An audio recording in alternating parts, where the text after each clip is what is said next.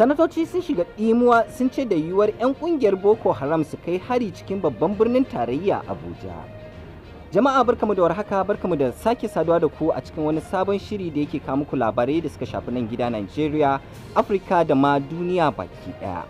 Idan wannan ne zuwan ka karo na farko zuwa wannan channel, kar ka manta da danna mana subscribe da kuma alamar ƙararrawa domin sanar da kai da zarar mun ɗora sabon shirinmu. Ga kanin labaran kamar haka. Sanatocin a ranar Talata sun bayyana tsoron cewa da yiwuwar 'yan kungiyar Boko Haram su kai hari babban birnin tarayya Abuja. Sun bayyana hakan ne duba da irin hare-haren da 'yan kungiyar suka kai a jihohin da ke da makwabtaka da babban birnin.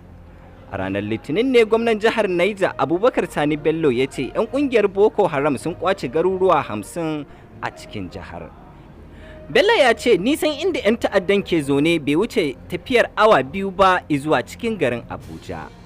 Domin magance lamarin, majalisar dokoki ta yanke shawarar tura wakilai wajen shugaba Muhammadu Buhari domin ganawa da shi, amma ba su zaɓi ranar zuwan ba.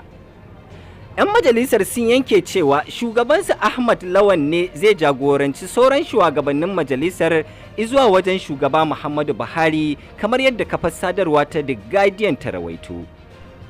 Haka zalika sun amince a sake tuntuɓar sabbin hafsoshin tsaro domin jin irin matakin da suke ɗauka domin kawo ƙarshen wannan lamari.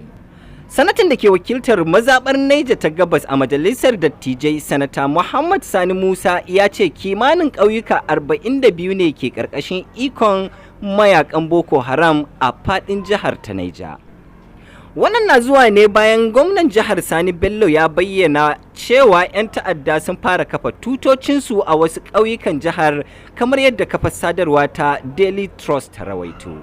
Lokacin da yake magana a gaban takwarorinsa 'yan majalisar ranar Talata yayin da yake gabatar da ƙuduri akan kashe-kashe da ake a ƙananan hukumomin Shiroro, Munya da kuma Rafi duka a jihar ta Niger. Sanata Musa ya jaddada cewa sama da mutane 475 ne aka kashe a yankin da yake wakilta daga watan Januwari ta shekara ta 2020 izuwa yau. Fatamu anan shine Allah ya kare. Da haka muka zo ƙarshen wannan rahoto.